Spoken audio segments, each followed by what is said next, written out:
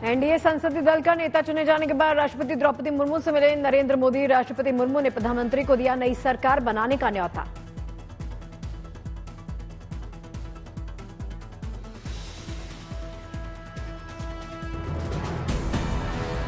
PM Modi ने NDA संसदीय दल का नेता चुने जाने और तीसरी बार पीएम पद के लिए मौका दिए जाने पर बीजेपी और सहयोगी दलों का जताया आभार। कहा, एनडीए ने मुझे नया दायित्व दिया है।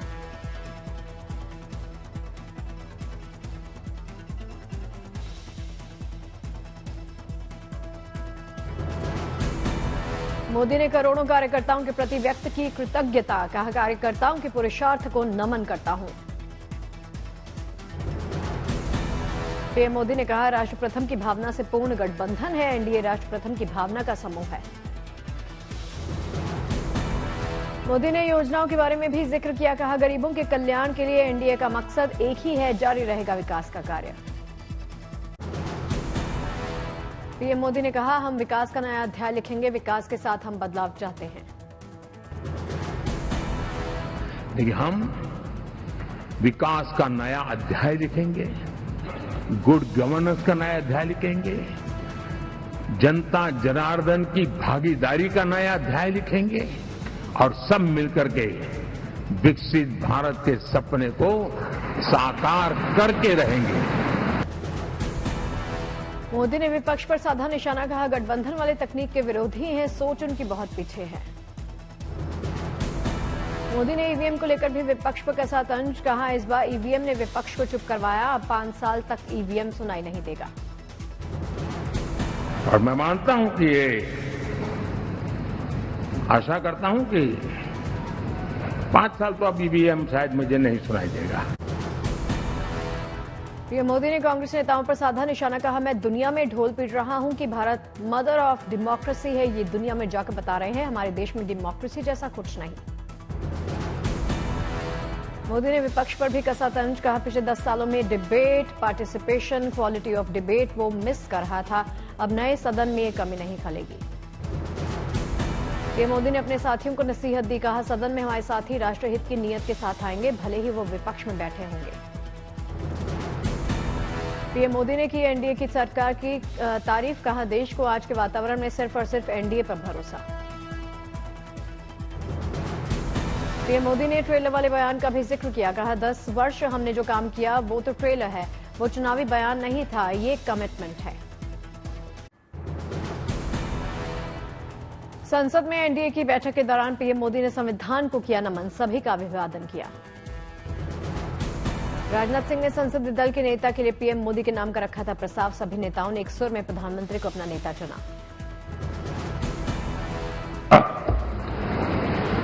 एनडीए के संसदीय दल के नेता व लोकसभा के नेता के रूप में माननीय नरेंद्र मोदी जी के नाम का प्रस्ताव करता हूं। अमित शाह ने राजनाथ सिंह के प्रस्ताव का किया समर्थन। कहा, 60 सालों के इतिहास में पीएम मोदी पहली बार 3 टर्म लगातार बनने जा रहे पीएम। एक ऐतिहासिक फैसला है कि 60 साल के बाद तीसरी बार कोई व्यक्ति लगातार प्रधानमंत्री बनने जा रहा है। वो हमारे नेता नरेंद्र मोदी है। चंद्रबाबू नायडू और नीतीश कुमार समेत तमाम नेताओं ने मोदी को संसदीय दल का नेता चुने जाने का अनुमोदन किया। कहा, पीएम के नेतृत्व में देश का होगा विकास। कुमारस्वामी, पवन कल्याण, जीतन राम मांझी, अनुप्रिया पटेल ने भी मोदी को बताया अपना नेता। कहा, मोदी ने दुनिया में भारत का डंका बजाया। एनडीए की बैठक में भावुक हुए सीएम नीतीश। मोदी के छुए पांव, मोदी ने रोका। 9 जून को शाम 6 बजे प्रधानमंत्री पद की शपथ ले सकते हैं नरेंद्र मोदी। कई विदेशी मेहमान भी होंगे शामिल। पीएम मोदी के शपथ ग्रहण तक दिल्ली में रह सकते हैं नीतीश। 18वीं लोकसभा के गठन के लिए चुनावी प्रक्रिया पूरी। चुनाव आयोग ने राष्ट्रपति को नवनिर्वाचित सांसदों की सूची सौंपी। चुनाव आचार संहिता खत्म होने का औपचारिक ऐलान किया। बीजेपी के दिग्गज नेता लालकृष्ण आडवाणी से मिले नरेंद्र मोदी। पीएम पद के लिए चुने जाने के बाद दिया आशीर्वाद। एनडीए संसदीय दल का नेता चुने जाने पर बीजेपी नेता मुरली मनोहर जोशी से मिले नरेंद्र मोदी। बीजेपी नेता मुरली मनोहर जोशी ने दी शुभकामनाएं। पूर्व राष्ट्रपति रामनाथ कोविंद से मिले नरेंद्र मोदी। रामनाथ कोविंद ने मिठाई खिलाकर किया स्वागत। संसद भवन के बाहर जोश में नजर आए बीजेपी कार्यकर्ता, बैंड बाजे के साथ ढोल बजाकर झूमे कार्यकर्ता। केंद्र में एनडीए की लगातार तीसरी जीत से उल्लास में बीजेपी कार्यकर्ता, नरेंद्र मोदी के एनडीए संसदीय दल के नेता चुने जाने की खुशी में बीजेपी दफ्तर में मनाया जश्न। एनडीए संसदीय दल की बैठक के दौरान दिल्ली बीजेपी कार्यकर्ताओं का दिखा उत्साह, सड़क पर बीजेपी का झंडा लहराते हुए जमकर फोड़े पटाखे। नरेंद्र मोदी की तीसरी बार एनडीए का नेता चुने जाने पर यूपी बीजेपी कार्यालय में जश्न, कार्यकर्ताओं ने ढोल बजाकर और पटाखे फोड़कर जताई खुशी। औरैया के बीजेपी कार्यालय में बांटी गई मिठाइयां, नरेंद्र मोदी के तीसरी बार पीएम बनने को लेकर कार्यकर्ताओं में खुशी। बीजेपी अध्यक्ष जेपी नड्डा की दिल्ली आवास पर चल रही एनडीए की बैठक, इस बैठक में अमित शाह समेत बीजेपी के कई वरिष्ठ नेता ले रहे हिस्सा।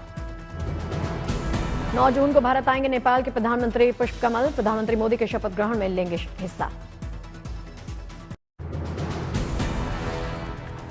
9 जून को नरेंद्र मोदी ले सकते हैं पीएम पद की शपथ, राष्ट्रपति भवन में तैयारियां तेज। कई पड़ोसी देशों के राष्ट्राध्यक्षों को मिला न्यौता, मोदी के शपथ ग्रहण में होंगे शामिल। बांग्लादेश, श्रीलंका, भूटान, नेपाल, मॉरिशस देशों के नेताओं को मिला न्यौता, शपथ ग्रहण के लिए मोदी खुद फोन कर दे रहे आमंत्रण। मेहमानों की लिस्ट में जुड़ेंगे कई स्पेशल गेस्ट, सफाई कर्मचारी, सेंट्रल विस्टा प्रोजेक्ट के मजदूर भी हो सकते हैं शामिल। समारोह में ट्रांसजेंडर्स को भी शामिल होने का मिला न्यौता, साथ ही केंद्र सरकार की योजनाओं के लाभार्थियों को मिलेगा मौका। दिल्ली में प्रफुल्ल पटेल के आवास पर महाराष्ट्र के एनडीए नेताओं का मंथन, सीएम एकनाथ शिंदे, देवेंद्र फडणवीस, अजित पवार मौजूद। महाराष्ट्र में लोकसभा चुनाव के नतीजों को लेकर हुई चर्चा, आगामी विधानसभा चुनाव पर मंथन। महाराष्ट्र के कांग्रेस प्रदेश अध्यक्ष नाना पटोले की प्रेस कॉन्फ्रेंस के दौरान राहुल के आरोपों का किया समर्थन, कहा 2 दिन में देश की जनता के करोड़ों रुपए लूटे गए। एग्जिट पोल के दौरान शेयर बाजार में उतार चढ़ाव को लेकर बोले नाना पटोले, कहा जैसे जैसे बीजेपी के सांसद नीचे जा रहे थे वैसे वैसे शेयर बाजार गिरता जा रहा था। महाराष्ट्र के कांग्रेस प्रभारी रमेश ने जनता का जताया आभार, कहा मां विकास अघाड़ी को जनता ने दी 31 सीटें। एलजेपी आरवी की दिल्ली में जारी संसदीय दल की बैठक खत्म, चिराग पासवान को पार्टी ने चुना संसदीय दल का नेता।